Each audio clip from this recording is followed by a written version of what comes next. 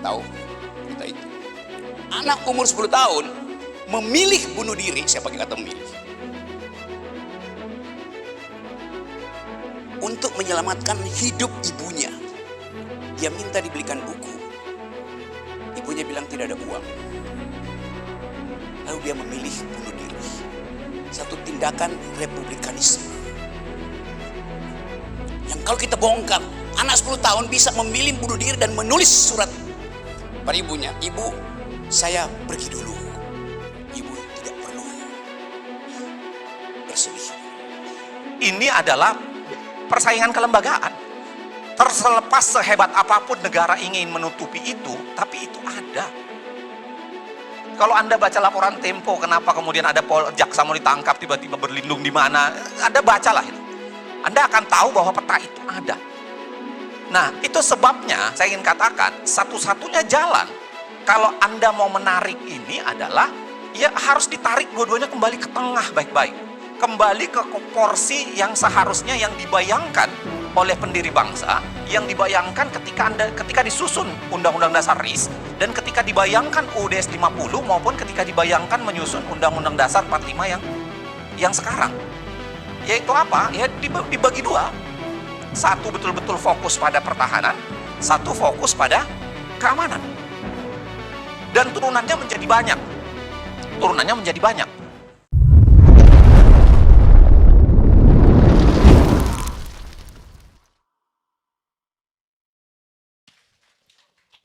Lidah gue disambung-sambung kalau malam minggu aja. Apa beda antara penyambung lidah dan bergelut lidah?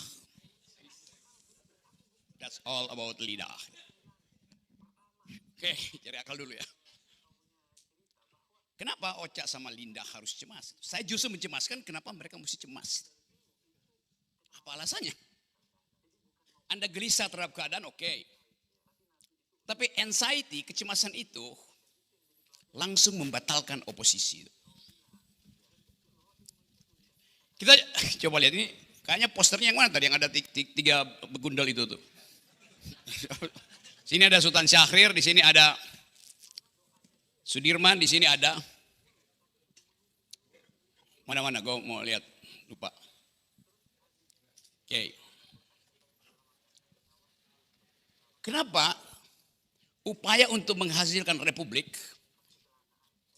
harus minta izin pada Sudirman, minta izin pada Hugeng, minta izin pada Syahrir? Kenapa? Kenapa foto ini bukan Prabowo, Purbaya, dan Rektor UGM?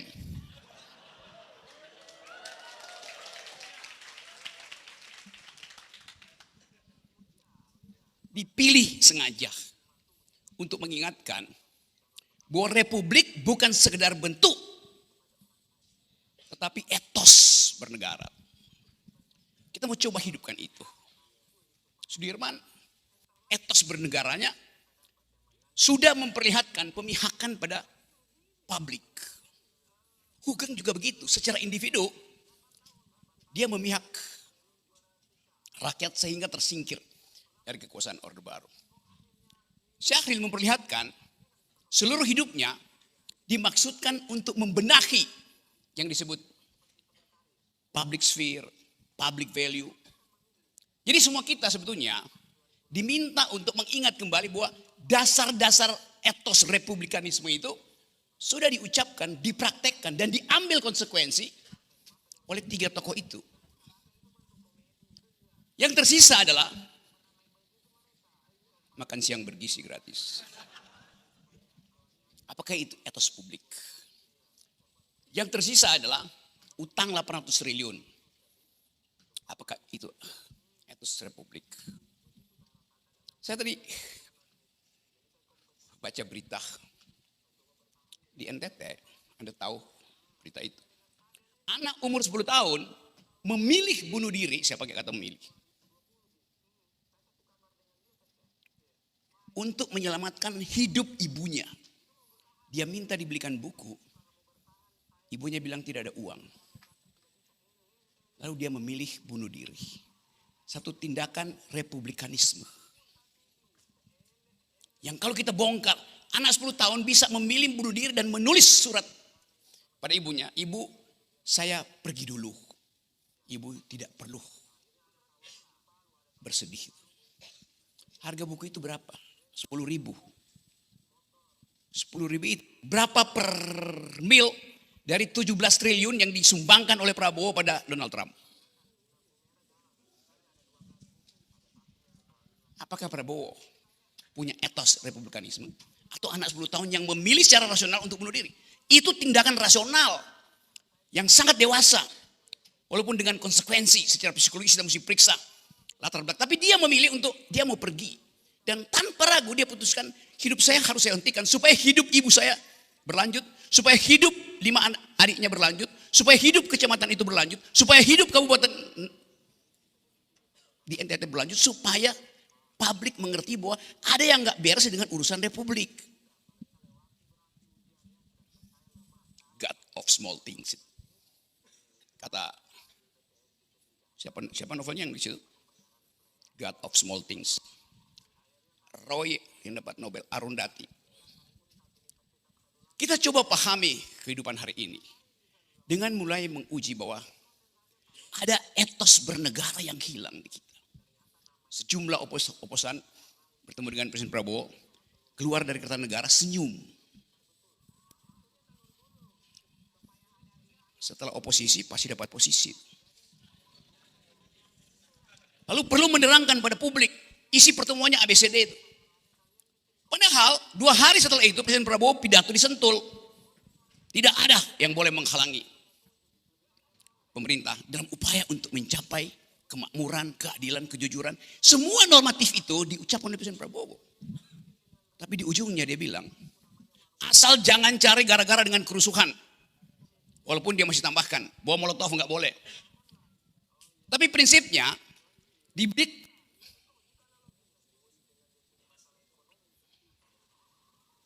kenapa saya nggak ditalamin di sini?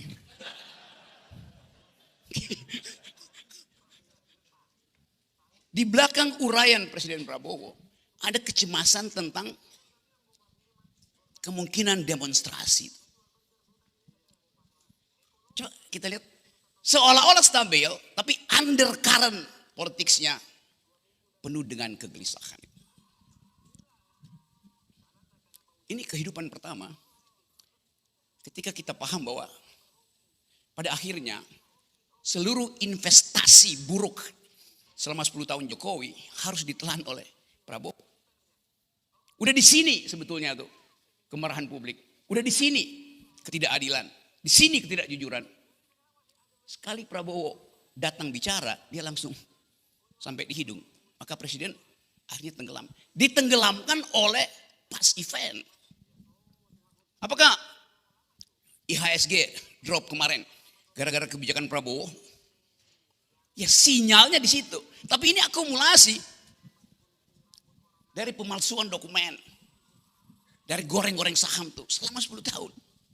Apakah hutan yang di Sumatera itu hancur gara-gara 1 tahun Prabowo? Ya.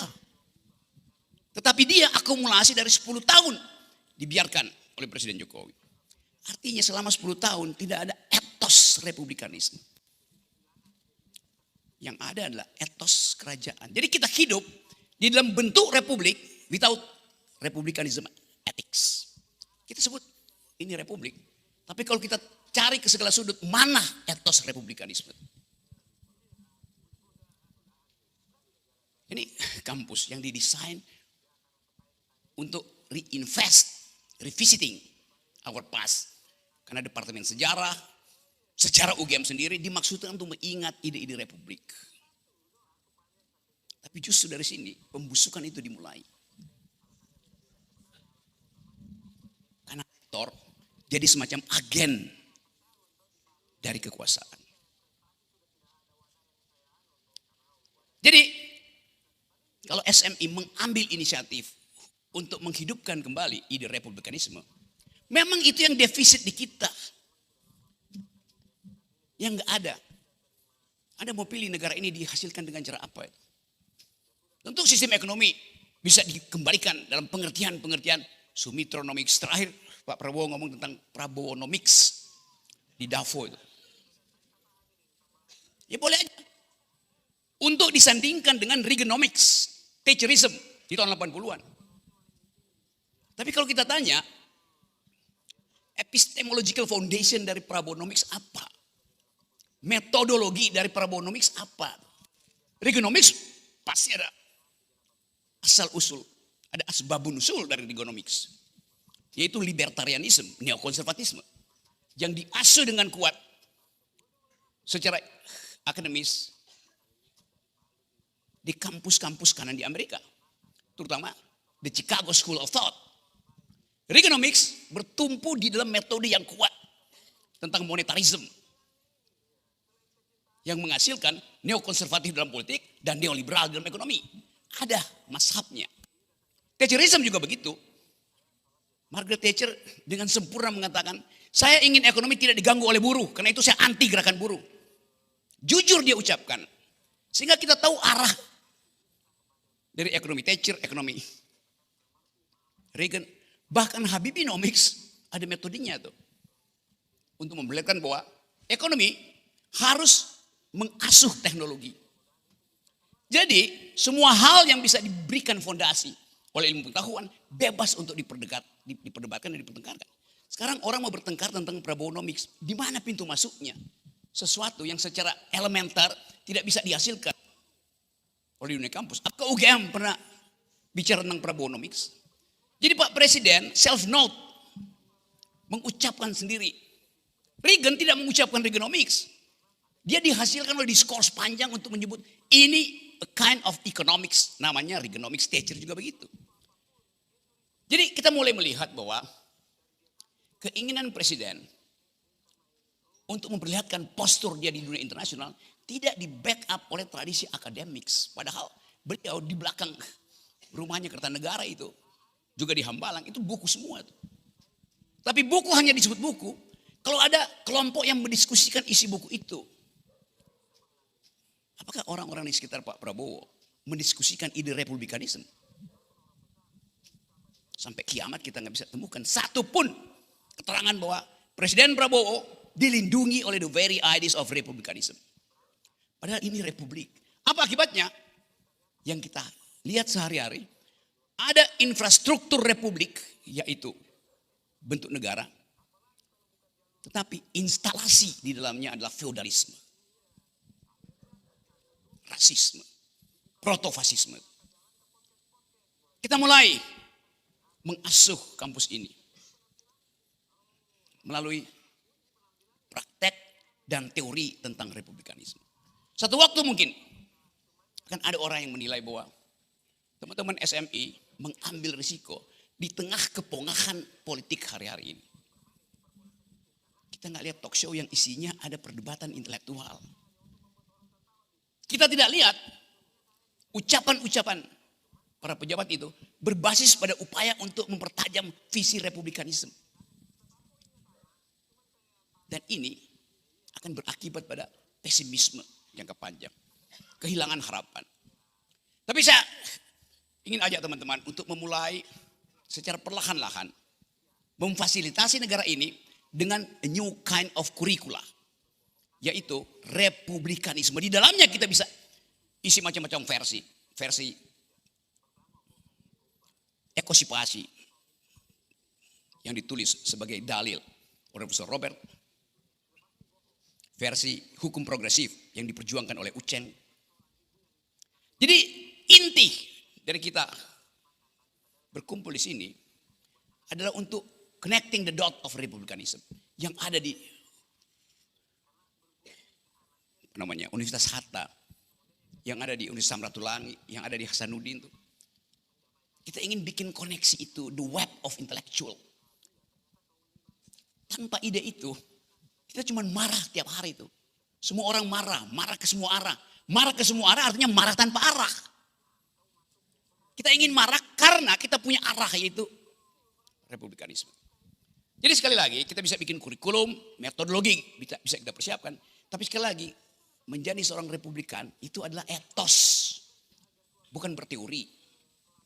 Bukan sekedar berharap bahwa memenangkan pemilu itu. Jadi tanpa republikanisme tidak ada yang namanya NKRI itu. Apalagi tambahin NKRI harga mati. Di harga berapa NKRI mati kalau tidak ada republikanisme? Ini tradisi baik yang tidak dilakukan di partai politik. Tapi kita tinggalkan hiruk pikuk di partai politik. Anda dapat data, begitu banyak anggota parlemen kemarin, ternyata ijazahnya itu dibeli. Mau ngomong apa dengan mereka yang ada di parlemen? Jadi pastikan bahwa hari ini kita mulai satu tradisi untuk menghasilkan ide hanya atas dasar kita punya pengalaman pahit dengan kolonialisme. Kita punya pengalaman dengan imperialisme, kita punya pengalaman pahit dengan rasisme, kita punya pengalaman pahit dengan komunitarianisme. Kita ingin hidupkan kembali ide republikanisme. Saya balik pada 3 tokoh ini. Sudirman mengambil risiko memperjuangkan republik. Kendati pada waktu itu belum ada Panadol. Dan membiarkan tubuh privatnya digerogoti oleh penyakit demi ide kebersamaan, demi ide kesejahteraan manusia. Tentu ada komando sebagai militer, tapi di kepalanya ada ide tentang kemanusiaan yang adil dan beradab. Terangkan pada Sudirman bahwa yang terjadi sekarang kasak kusuk antara tentara dan polisi saling bersaing untuk pegang kekuasaan. Padahal bukan itu ide awal dari Sudirman. Pak Hugeng, 2 bulan lalu saya menemui diundang oleh istri beliau, Tante Mary, umurnya 100 tahun. Dengan memori yang kuat, dia menangis ketika mengucapkan, satu waktu saya mau ke Belanda, kata Tante Mary, istri Pak Hugeng yang udah 100 tahun. Untuk menemui ayahnya yang orang Belanda. Kata Jenderal Hugeng, kamu gak boleh pergi. Nanti orang kira saya yang bayarin tiket pesawatmu. Kata Tante Mary, saya baru dikirimi uang gulden dari keluarga saya di Belanda. Akan saya pakai uang suami saya atau uang negara. Kata Hugeng, tetap gak boleh pergi. Karena kendati Anda tunjukkan itu, gak ada yang percaya karena saya punya jabatan jenderal. Jadi etos Hugeng memperlihatkan bahwa dia tidak ingin satu kesempatan kecil dimanfaatkan oleh mereka yang membenci Hugeng karena wataknya yang jujur itu. Dan menyebabkan seluruh ide tentang kepolisian hancur. Seseorang yang punya etos republikanisme itu. Sultan Syahrir. Satu waktu Sultan Syahrir naik pesawat di sekitar Indonesia Timur. Lalu dia lihat dari jendela. Dia komentar pada, kalau nggak salah, Rosian Anwar ikut di pesawat. Kelihatannya kita akan punya masalah besar, kata Sultan Syahrir waktu itu. Kenapa, Bung? Saya lihat perkampungan kita itu berkelompok-berkelompok. Ada komunitas-komunitas tapi tidak terhubung dengan isu publik. Komunitarianisme hidup without public sphere. Jadi Sultan Syahrir mengambil risiko untuk berhenti jadi politisi dan mulai melakukan pendidikan politik. Karena dia melihat bahwa di dalam keadaan semua orang tidak terhubung dengan isu publik, tidak ada ide republikanisme. Yang ada adalah pameran demagog. Maka dia memilih untuk jadi pedagog. Dan kita tahu sejarahnya. Jadi kita lihat betapa etos republikanisme adalah pilihan otentik dengan resiko eksistensial. Sekarang Anda ajukan pertanyaan. Siapa dari 100 Menteri Prabowo yang do speak republikanisme? Dalam pengertian etos. Dari 3 referensi kita hari ini. Kita bisa perlebar referensinya. Tapi kita memulai menutup kecemasan kita tadi. Kita bukan orang-orang yang pesimis. Juga bukan orang-orang yang optimis. Kita orang-orang yang determinis. Terima kasih.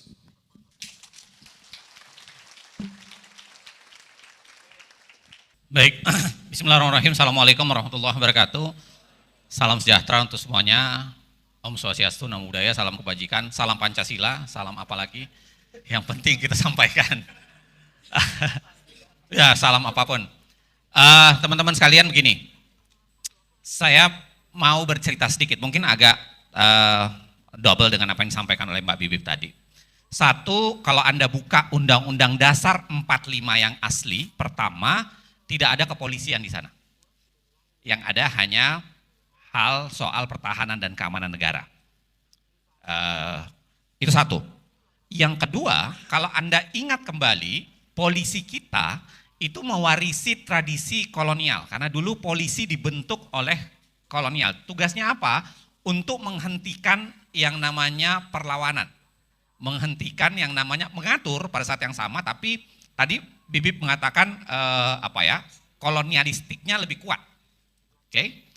Yang ketiga, kalau Anda ingat, ketika pertama kali kita merdeka, 2 hari kemudian baru dibentuk yang namanya Jawatan Kepolisian. 19 Agustus, ingat saya, 19 Agustus 1945. Ketuanya pertama siapa? Raden Mas, siapa? Kapolri pertama? Sunyoto Cokro di siapa gitu. Dia pertama kali naik, tapi tradisinya masih gabung ke tradisi tentara. Kenapa? Karena pada saat yang sama kita menghadapi perang kemerdekaan. Jadi walaupun jawatannya, waktu itu pertama kali jawatan dibentuk, keinginannya adalah ini adalah polisi menjaga keamanan masyarakat, ya. Tapi pada saat yang sama tugasnya masih ganda. Tugasnya masih ganda. Kenapa? Karena dia berperan menjaga keamanan yang community policing-nya, yang lebih sederhana. Pada saat yang sama dia harus ikut serta dalam perang kemerdekaan. Kombatan. Itu sebabnya dia bertempur di 46, 47, 48. Nah yang menarik, waktu kita mengeluarkan Undang-Undang Dasar RIS 49. Kalau teman-teman buka Undang-Undang Dasar RIS 49, di situ pertama kali langsung disebutkan bahwa tugas polisi hanya menjaga keamanan. Jadi wajah sipilnya mulai nampak. Cuma sayangnya Undang-Undang Dasar RIS itu umurnya cuma 6 bulan. Praktis cuma 6 bulan. Karena dari bulan Desember 49 sampai kemudian bulan Juli, 7-8 bulan lah. Juli sudah berakhir dan akhirnya 17 Agustus 50 kita punya Undang-Undang Dasar sementara. Nah sebenarnya di Undang-Undang Dasar sementara itu yang jauh lebih detail lagi. Menyampaikan bahwa polisi itu adalah alat sipil untuk melakukan keamanan. Di situ bahkan ada standar hak asasinya, ada standar kerja-kerjanya. Undang-Undang Dasar 50.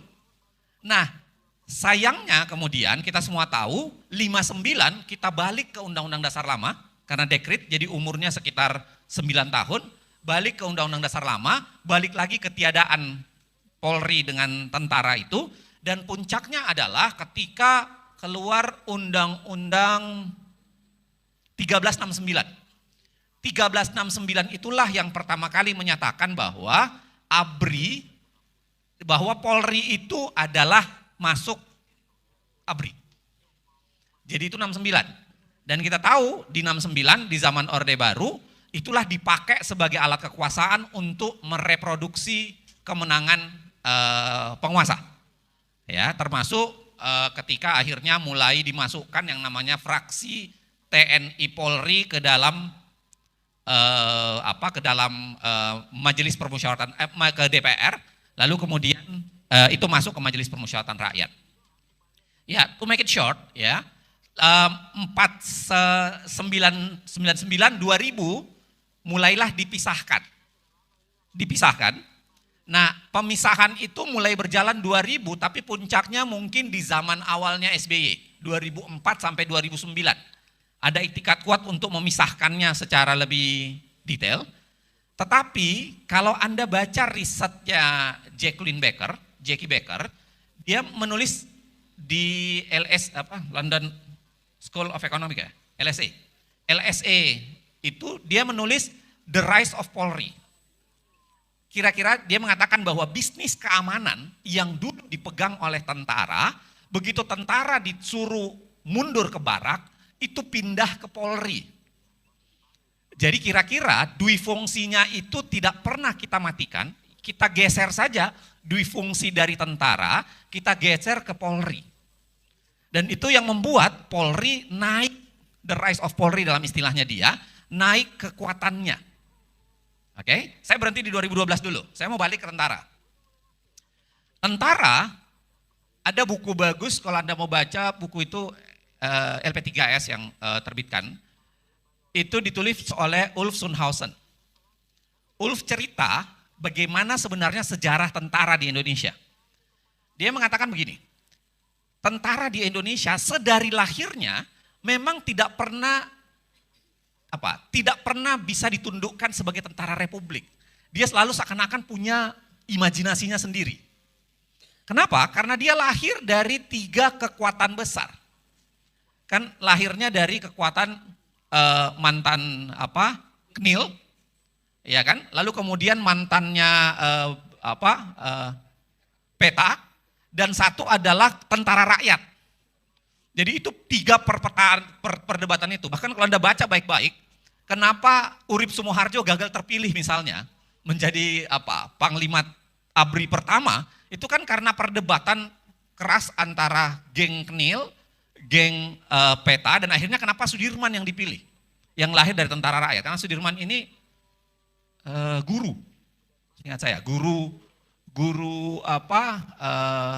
IKIP, lalu kemudian masuk menjadi, nah kenapa kemudian itu ada? Artinya begini, tentara sendiri punya pola yang agak berbeda. Kalau bahasanya Bang Rocky misalnya mengatakan virtu ethicsnya tentara itu kan memang beda. Virtu ethicsnya militer itu memang beda.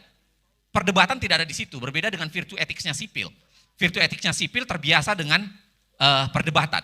Nah, kita semua tahu itu sesaat setelah Indonesia merdeka, lalu kemudian kita mengalami tragedi pertama, yaitu ketika kita berhasil menasionalisasi perusahaan-perusahaan Belanda. Ternyata kita kebingungan, ini mau dipimpin oleh siapa?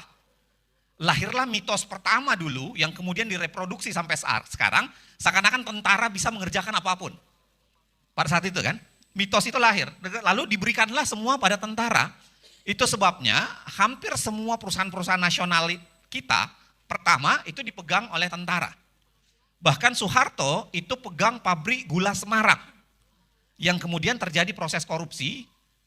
Saya lupa suapnya berapa juta rupiah waktu itu, tapi dimaafkan oleh Soekarno setelah Soeharto ditemani Ibu Tin minta maaf ke Soekarno, sampai lututnya Soekarno dipegang, kalau tulisannya Julius Pur itu, sampai dipegang minta maaf, dan akhirnya Soeharto disekolahkan ke Seskuat. Kalau Anda masih ingat sejarahnya. Jadi tentara menikmati proses pertama, mendapatkan begitu banyak jabatan, lalu kemudian terjadilah proses koruptif di awal, dan mereka menguat menjadi bisnis tentara. Kita tahu kemudian Pertamina dikuasai oleh Sutowo sekeluarga, lalu kemudian kemana-mana tuh. Nah, ketika kita ingin mengakhiri itu, lalu kita tarik keluar, kita buat menjadi reformasi sektor pertahanan dan keamanan, kita balikkan dia ke barak, tapi jangan lupa tadi yang saya cerita di awal, tentara kita dorong balik ke barak, ternyata polisi yang menguat. Iya kan? Dan itulah terjadi, tanda kutip, pergesekan keduanya. Saya tidak perlu bercerita pergesekan keduanya, saya yakin hari-hari ini pergesekan itu masih ada. Enggak usahlah saya cerita kelompoknya siapa, ke kelompoknya siapa, siapa yang bercerita siapa, Pak Indarto pasti tahu, tapi enggak mau cerita dia. Tapi harus kita akui keberanian Pak Indarto datang ke sini, kita berikan aplaus untuk itulah. Haruslah. Ya kan? Haruslah. Ini, nah harus diingat ya teman-teman sekalian ya. Jadi polisi naik, tentara itu mulai dilemahkan. Nah, ketika polisi sedang tinggi-tingginya, polisi sedang kuat-kuatnya, ini kesalahan pertama Pak Prabowo di bidang wilayah ini. Yaitu apa? Bagi saya, kalau polisi sedang kuat-kuatnya, tentara sedang berada di posisi biasa, harusnya yang dilakukan adalah polisi ditarik turun kan, supaya lebih setara. Ini enggak. Yang dilakukan Pak Prabowo adalah dia tarik naik tentara. Ini logikanya sama dengan ada tikus di dalam sebuah rumah, Pak Prabowo memilih untuk memelihara kobra. Siapa bilang kobra tidak berbahaya untuk pemilik rumah? Apakah kobra bisa memakan tikus? Bisa. Apakah kobra bisa mengimbangi atau mengontrol tikus? Bisa jadi. Tapi siapa bilang kobra tidak berbahaya bagi penghuni rumah? Dan kita sekarang, menurut saya, menghadapi problem ganda ini, tentaranya menguat, iya kan? Apa-apa dikasih ke tentara sekarang, polisinya juga sedang posisi kuat-kuatnya. Nah, imbasnya adalah pertarungan itu bukan lagi hanya sekedar pertarungan perebutan makna konstitusi, perebutan makna pengaruh, tapi juga perebutan politik. Relasi antara polisi dan tentara belakangan itu menjadi relasi kontestasi politik. Ini yang menjelaskan kenapa ketika polisi sedang berhadap-hadapan dalam tanda kutip dengan kejaksaan misalnya, kejaksaan melipir pindah ke tentara. Kan begitu tuh.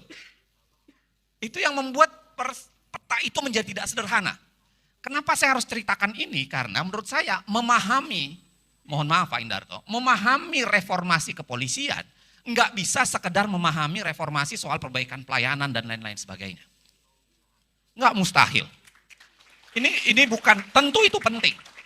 Tentu itu penting, ada yang namanya super app, penting itu. Saya pasti mengamini itu. Tapi root cause-nya nggak di situ. Problem dasarnya nggak di situ. Problem dasarnya tadi secara historis. Dia mewarisi tradisi lama. Yang kedua, ini adalah persaingan kelembagaan. Terlepas sehebat apapun negara ingin menutupi itu, tapi itu ada. Kalau Anda baca laporan Tempo, kenapa kemudian ada jaksa mau ditangkap, tiba-tiba berlindung di mana, Anda bacalah itu. Anda akan tahu bahwa peta itu ada. Nah, itu sebabnya saya ingin katakan, satu-satunya jalan kalau Anda mau menarik ini adalah, ya harus ditarik dua-duanya kembali ke tengah baik-baik. Kembali ke porsi yang seharusnya yang dibayangkan oleh pendiri bangsa, yang dibayangkan ketika disusun Undang-Undang Dasar RIS, dan ketika dibayangkan UUD 50 maupun ketika dibayangkan menyusun Undang-Undang Dasar 45 yang sekarang. Yaitu apa? Ya dibagi dua. Satu betul-betul fokus pada pertahanan, satu fokus pada keamanan. Dan turunannya menjadi banyak. Saya kira angka-angka yang disampaikan oleh Pak Indarto saya akui memang ada, tapi pada saat yang sama angka-angka itu kan bisa berbicara banyak. Apalagi kalau Anda lihat survei gejala naik turunnya Polri, naik turunnya ke tentara itu mengikuti selera publik sebenarnya. Mengikuti kondisi juga yang ada pada saat itu. Nah, saya mau bilang bahwa mari kita bicara soal bagaimana menaruh wajah polisi yang baik ke depan. Bagaimana menaruh wajah tentara yang baik ke depan. Itu jauh lebih penting untuk kita bincangkan. Kenapa? Karena republikanisme, apa yang dibincangkan tadi oleh Bung Rocky, bukunya Mas Robertus Robert juga mengatakan itu kan bukan sejarah sederhana itu. Republik itu adalah asal kata dari res publica. Demi publik. Lawannya apa? Res privata. Demi private. Itu kan sejarah lama di mana dulu hampir semua relasi personal, relasi orang itu adalah relasi private. Dulu kan yang ada relasi private, negara belum ada, yang ada tuan-tuan tanah kan, klan-klan. Dia mau mempertahankan dirinya, mempertahankan kepentingan keluarganya, makanya dia bentuk tradisi itu, tradisi Eropa berbicara itu. Banyak negara-negara yang kemudian menjadi negara modern sekarang itu bicara dengan tradisi yang sama.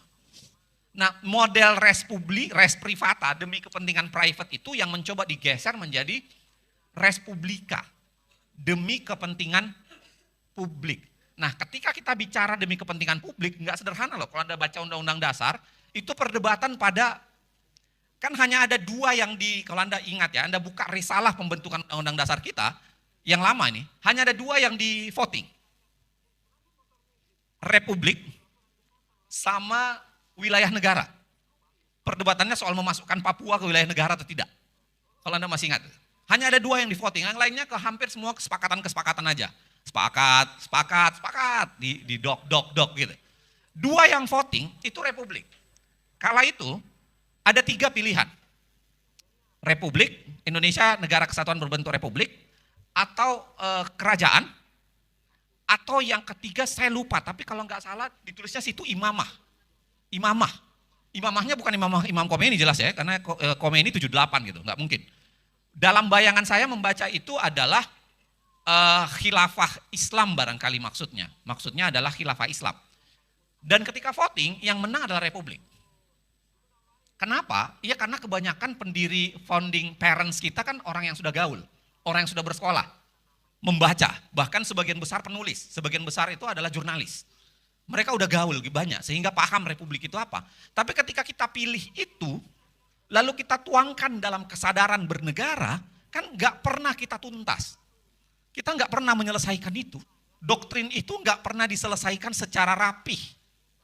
Yang ada hanya contoh, ada Sudirman. Yang ada hanya contoh, ada Syahrir, ada Hugeng. Tapi kita tidak pernah mengejawantahkan menjadi sistem republikanistik itu sebenarnya seperti apa. Boleh enggak seorang bapak yang presiden bawa anaknya menjadi wapres? Kira-kira begitu, boleh enggak? Kan harusnya diturunkan ke dalam konteks yang lebih detail. Ya kan? Nah, maksud saya adalah bahkan kalau Anda ingat republik itu, coba Anda bayangkan, itu hanya karena di voting di pendiri bangsa kita yang sudah melek, sudah gaul. Coba bayangkan kalau dulu direferendumkan tuh pilihan itu. Kira-kira yang menang apa? Dugaan saya jangan-jangan yang menang kerajaan, Pak. Jangan-jangan. Karena orang barangkali tidak banyak yang paham apa itu republikanisme. Coba Indonesia di tahun 45 dengan tingkat melek, tingkat buta huruf masih sekitar hampir mendekati 90%. Nah, apa yang saya mau bilang, mari sekarang kita tarik tentara dan polisi, kita paksa untuk berpikir republikanistik. Demi kepentingan publik, bukan demi kepentingan jenderal, bukan demi kepentingan atasan, apalagi kepentingan geng Solo misalnya, atau geng apapun. Kan harus diakhiri itu. Itu yang harus diakhiri. Bagaimana cara mengakhiri. Saya kira restrukturisasi lembaga itu menjadi penting. Salah satu, ini tentu perdebatannya bisa panjang, bisa lama ya. Tapi salah satu misalnya, saya ingin mengatakan apa? Memperbaiki kepolisian ini kan terlalu penuh dengan kewenangan. Udah terlalu penuh. Caranya satu-satunya adalah ya memang harus dikikis sebagian. Saya mohon maaf nih Pak Indat, menurut saya kewenangan misalnya untuk SIM, STNK itu dibuang aja ke Pemda. Nggak perlu lagi polisi mengerjakan. Iya kan? Walaupun saya tahu ini sulit. Karena dalam banyak temuan riset, inilah pundi-pundi, salah satu pundi-pundi utama. Kalau kita kan itu. Tapi bayangan saya adalah, ada baiknya fungsi-fungsi beginian ditarik keluar saja. Enggak perlu lagi. Jadi polisi betul-betul pelayanan penting. Ya kan? Apalagi misalnya, mohon maaf, mungkin kita bisa perdebatkan. Apa misalnya? Bayangan saya, Brimob barangkali, fungsi Brimob, brigadi mobil, itu kan fungsi militeristik banget. Apakah memang harus tetap ada di polisi? Apakah harus tidak lebih baik digeser? Iya kan? Jadi memilah untuk mengatakan fungsi polisi itu balik ke khitoh yang dibayangkan ketika membentuk jawatan di awal itu, yaitu apa? Ya pelayanan publik, mengayomi. Balik ke fungsi itu. Mau dia gunakan apapun silahkan. Kan tinggal nanti dibangun bagaimana struktur dan kulturnya. Sama dengan tentara. Tentara harus ditarik ke barak. Enggak bisa diasumsikan bahwa tentara itu kayak superhuman. Bukan lagi super apps, superhuman. Dia bisa melakukan apapun. Mulai dari tanam jagung, ubi, sampai urus gizi makanan anak-anak SD. Kan enggak bisa. Mulai harus kita bayangkan bahwa ini harus dikelola secara pas gitu. Nah, ketika ya tentu ada perdebatan banyak di dalamnya, tapi ketika negara sudah terlalu penat dengan tentara dan Polri, saya kira ada baiknya kita duduk bertenang-tenang. Makanya saya ingin melihat betul, saya nggak tahu ya, tanggal berapa terakhir laporan tim reformasi Polri? Kayaknya tanggal 7 ya. Tanggal 7 ini kayaknya kan 6 bulan kan, kalau saya ingat saya. 3 bulan ya? Dapat diperpanjang, oke. Dugaan saya akan diperpanjang nih. Tapi di 7 Januari, saya dengar-dengar katanya sudah selesai.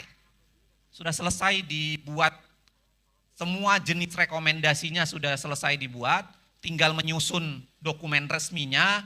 Salah satu yang beredar itu yang banyak dibincangkan.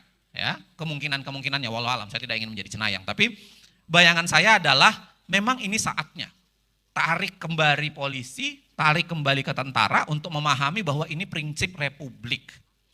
Anda tetap bisa menjadi alat kelengkapan negara, tapi Anda bekerjanya untuk publik. bukan untuk kekuasaan, bukan untuk dipakai memenangkan pemilu 2024, apalagi dipersiapkan untuk memenangkan pemilu 2029.